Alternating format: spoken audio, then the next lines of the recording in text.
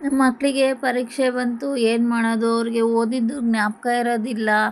ಮತ್ತು ಓದಿದ ಜ್ಞಾಪಕ ಇದ್ದರೆ ಮಾತ್ರ ಒಳ್ಳೆ ಮಾರ್ಕ್ಸ್ ತಗೊಳಕ್ಕಾಗುತ್ತೆ. ಈ ಟೆನ್ಷನ್ನು ನಮ್ಮಂಥ ತಂದೆ ತಾಯಿಗೆ ಎಲ್ಲ ಇರುತ್ತೆ. ನಮ್ಮ ಮಕ್ಕಳು ಯಾವ ರೀತಿ ನಾವು ಅವರ ಬುದ್ಧಿಶಕ್ತಿಯನ್ನು ಹೆಚ್ಚಿಸ್ಬೋದು ಮತ್ತು ನೆನಪಿನ ಶಕ್ತಿಯನ್ನು ಹೆಚ್ಚಿಸಬಹುದು ಮತ್ತು ಪರೀಕ್ಷೆಯಲ್ಲಿ ಚೆನ್ನಾಗಿ ಮಾಡೋಕ್ಕೆ ಏನು ಮಾಡಬೇಕು, ಒಳ್ಳೆ ಮಾರ್ಕ್ಸ್ ತಗೊಳ್ಳೋಕ್ಕೆ ಏನು ಮಾಡಬೇಕು, ಈ ಟೆನ್ಷನ್ ಹಾಯ್ ಹಲೋ ನಮಸ್ಕಾರ ಎಲ್ರಿಗೂ. ಹೇಗಿದ್ದೀರಾ ಎಲ್ಲರೂ? ಐ ಹೋಪ್ ಎಲ್ಲರೂ ಚೆನ್ನಾಗಿದ್ದೀರಾ ಅಂತ ಭಾವಿಸ್ತೀನಿ. ನಾನು ಕೂಡ ಚೆನ್ನಾಗಿದ್ದೀನಿ ಅಂತ ಹೇಳ್ತಾ welcome back to my YouTube channel. Friends, ಇವತ್ತಿನ ವಿಡಿಯೋದಲ್ಲಿ ನಾನು ಬುದ್ಧಿಶಕ್ತಿಯನ್ನು ಹೆಚ್ಚು ಮಾಡಿಕೊಳ್ಳುವಂಥ ಮತ್ತು ಮರವಿನಗಳು ಯಾರಿಗಿರುತ್ತೆ ಅವರಿಗೆ ಉಪಯೋಗ ಆಗುವಂಥ ಒಂದು ಒಂದು ಹೂವಿನ ಬಗ್ಗೆ ಮಾತಾಡ್ತಿದ್ದೀನಿ. ಈಗ ನಿಮಗೆಲ್ಲ ಗೊತ್ತಿರೋ ಹಾಗೆ ಇದು ಶಂಖಪುಷ್ಪಿ ಹೂವು ಅಂದ್ಬಿಟ್ಟು ಇದು 2 ಕಲರಲ್ಲಿ ನಮಗೆ ಸಿಗುತ್ತೆ. ವೈಟು ಮತ್ತು ಬ್ಲೂ ಕಲರ್ ಸಿಗುತ್ತೆ. ಅದರ ಟೀ ಮಾಡೋದು ಹೇಗೆ ಅಂತ ಈಗ ಫಸ್ಟು ತಿಳ್ಕೊಳ್ಳೋಣ. ನೋಡಿ, ಫಸ್ಟು ನಾವು ಫ್ರೆಶ್ ಆಗಿರೋ ಹೂವನ್ನೆಲ್ಲ ಕಿತ್ಕೊಂಡು ಚೆನ್ನಾಗಿ ಬಿಡಿಸ್ಕೊಂಡು ಅದನ್ನು ತೊಳ್ಕೊಬೇಕಾಗುತ್ತೆ. ನೀಟಾಗಿ ವಾಶ್ ಮಾಡಿಕೊಂಡು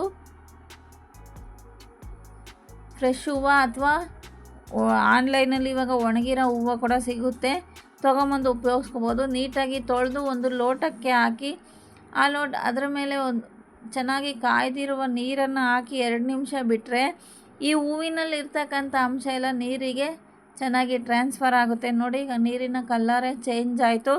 ಸೊ ಈ ಟೈಮಲ್ಲಿ ನಾವು ಇದನ್ನು ಕುಡಿಬೋದು. ಸೊ ನಾವು ಇದನ್ನು ಕುಡಿಯೋದ್ರಿಂದ ನಮ್ಗೆ ಏನೇನೋ ಉಪಯೋಗ ಅಂತ ನೀವು ತಿಳ್ಕೊಬೇಕು ಅಂದರೆ ಈ ವಿಡಿಯೋನ ಸ್ಕಿಪ್ ಮಾಡಿದೆ ನೋಡಿ, ಅರ್ಥ ಆಗುತ್ತೆ ಅಂತ ಹೇಳ್ತೀನಿ. ಫ್ರೆಂಡ್ಸ್, ಇದು ಒಂದು ಮೆದುಳಿನ ಟಾನಿಕ್ ಅಂತಲೇ ಹೇಳ್ಬೋದು. ಈ ಔಷಧಿಯ ಸಸ್ಯ ಶಂಖಪುಷ್ಪ ನೆನಪಿನ ಶಕ್ತಿ, ಬುದ್ಧಿಶಕ್ತಿಯನ್ನು ಹೆಚ್ಚಿಸ್ಕೊಳ್ಳೋದಕ್ಕೆ ಈ ಹೂವಿನ ಟೀ ಆಗ್ಬೋದು, ಕಷಾಯ ಆಗಿರ್ಬೋದು, ನಮಗೆ ತುಂಬ ಸಹಾಯ ಆಗುತ್ತೆ. ನಮಗೆ ಮರವಿನ ಕಾಯಿಲೆ ಯಾವಾಗ ಬರುತ್ತೆ ಅಂದರೆ ವಯಸ್ಸಾದ ಮೇಲೆ ನ್ಯಾಚುರಲಾಗಿ ಮರವಿನ ಕಾಯಿಲೆ ಬರೋದು ಸಹಜವಾಗಿರುತ್ತೆ. ಸೊ ವಯಸ್ಸಾದಂತೆ ನಮ್ಮ ಮೆದುಳಿನ ಕಾರ್ಯಕ್ಷಮತೆ ಕಡಿಮೆ ಆಗ್ತಾ ಹೋಗುತ್ತೆ, ಕ್ಷೀಣಿಸ್ತಾ ಹೋಗುತ್ತೆ. ಅದನ್ನು ಮತ್ತೆ ಆ ಮೆದುಳಿನ ಶಕ್ತಿ ಹೆಚ್ಚಿಸುವುದಕ್ಕೆ ಈ ಹೂವಿನ ಕಷಾಯ ತುಂಬ ನಮಗೆ ಹೆಲ್ಪ್ ಮಾಡುತ್ತೆ ಅಂತಲೇ ಹೇಳ್ಬೋದು. ಈಗ ಮಕ್ಕಳಲ್ಲಿ ಪರೀಕ್ಷೆ ಸಮಯ ಬರ್ತಾ ಇರುತ್ತೆ, ಅವ್ರು ಟೆನ್ಷನ್ನಲ್ಲಿ ಓದ್ತಾ ಇರ್ತಾರೆ. ಆ ಟೆನ್ಷನ್ ಇದ್ದಾಗ ಅವ್ರಿಗೆ ಓದಿದ್ದು ಜ್ಞಾಪಕ ಇರಲ್ಲ. ಸೊ ಈ ಹೂವಿನ ಕಷಾಯ ನಾವು ಆ ಮಕ್ಕಳಿಗೆ ಕೊಡೋದ್ರಿಂದ ಆ ಮೆದುಳಿನ ಒತ್ತಡ ಕಡಿಮೆ ಆಗುತ್ತೆ, ಆ ಟೆನ್ಷನ್ ಕಡಿಮೆ ಆಗುತ್ತೆ. ಆವಾಗ ಮೆದುಳು ನಿಧಾನವಾಗಿ ಶಾಂತವಾಗಿ ಕಾರ್ಯವನ್ನು ನಿರ್ವಹಿಸುವುದಕ್ಕೆ ಸ್ಟಾರ್ಟ್ ಮಾಡುತ್ತೆ. ಆವಾಗ ನಮಗೆ ಓದಿದ್ದು ಜ್ಞಾಪಕ ಇರುತ್ತೆ. ಹೀಗೆ ಮಾಡಿ ಮಕ್ಕಳಿಗೆ ಕುಡಿಸೋದ್ರಿಂದ ಪರೀಕ್ಷೆ ಟೈಮಲ್ಲಿ ತುಂಬ ಹೆಲ್ಪ್ ಆಗುತ್ತೆ ಅಂತಲೇ ಹೇಳ್ಬೋದು. ಫ್ರೆಂಡ್ಸ್, ಈ ಬ್ರೈನ್ ಟಾನಿಕ್ ಆಗಿ ಕೆಲಸ ಮಾಡುತ್ತೆ, ಮೆದುಳನ್ನು ಶಾಂತವಾಗಿಡುತ್ತೆ, ಮಾನಸಿಕ ನೆಮ್ಮದಿ ಕೊಡುತ್ತೆ. ಮಾನಸಿಕ ಕಾಯಿಲೆ ಇರೋರಿಗೆ ಡಿಪ್ರೆಷನ್ ಆಗಿರ್ಬೋದು, ಮೂಡ್ ಸ್ವಿಂಗ್ಸ್ ಆಗಿರ್ಬೋದು, ಇಂಥವ್ರಿಗೂ ಸಹ ಈ ಹೂವಿನ ಕಷಾಯ ಅಥವಾ ಟೀ ತುಂಬ ಅನುಕೂಲ ಅಂತಲೇ ಹೇಳ್ಬೋದು. ಒಟ್ಟಾರೆ ಮಾನಸಿಕ ಕಾಯಿಲೆಗೆ ಇದು ರಾಮಬಾಣವಾಗಿ ಕೆಲಸ ಮಾಡುತ್ತೆ. ಚರ್ಮದಲ್ಲಿನ ಕಲ್ಮಶಗಳನ್ನು ಹೊರಗಡೆ ಹಾಕೋದಕ್ಕೆ ಈ ಹೂವಿನ ಕಷಾಯ ನಮಗೆ ಹೆಲ್ಪ್ ಮಾಡುತ್ತೆ. ವಿಷಕಾರಿ ಅಂಶವನ್ನು ಹೊರಗೆ ಹಾಕೋದಕ್ಕೆ ಸಹಾಯ ಮಾಡುತ್ತೆ. ಪ್ಲಸ್ ನಮಗೆ ರಕ್ತ ಶುದ್ಧಿಯನ್ನು ಮಾಡುತ್ತೆ. ರಕ್ತ ಕೆಟ್ಟಾಗ ನಮಗೆ ಚರ್ಮ ಸಮಸ್ಯೆಗಳು ಕಾಡುತ್ತೆ.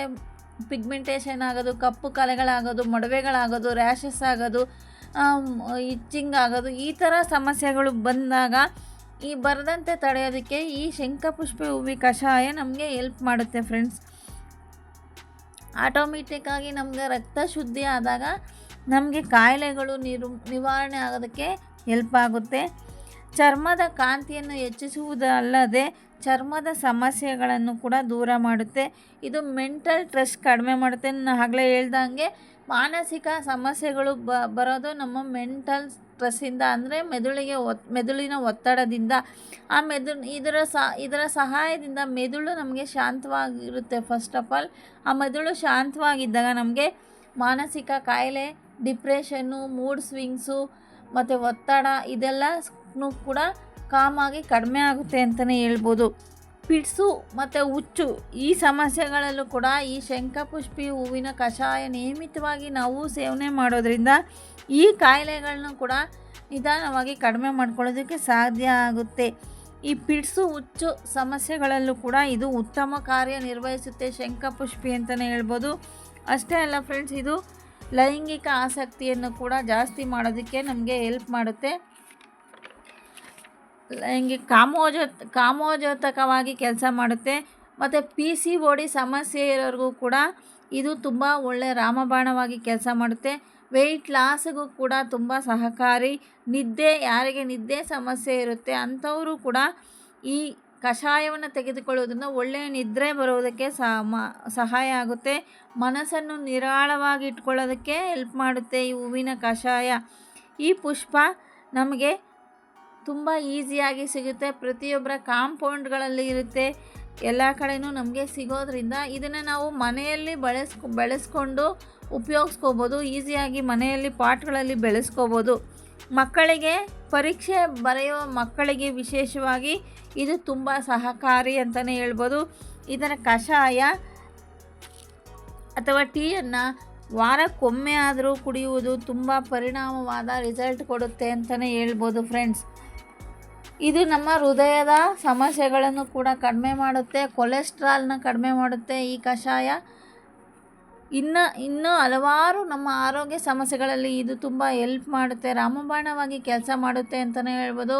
ನೋಡಿದ್ರಲ್ಲ ಫ್ರೆಂಡ್ಸ್, ಇದೊಂದು ಚಿಕ್ಕ ಶಂಖಪುಷ್ಪ ಹೂವು ನಮಗೆ ಏನೆಲ್ಲ ಬೆನಿಫಿಟ್ಸ್ ಕೊಡುತ್ತೆ ಅಂತ. ನಿಮಗೆ ಇನ್ನೊಂದು ಡೌಟ್ ಇರ್ಬೋದು, ಇದರಲ್ಲಿ ಸುಮಾರು ಕಲರ್ ಇವೆ, ನಾವು ಯಾವುದು ಉಪಯೋಗಿಸ್ಕೋಬೋದು ಅಂತ.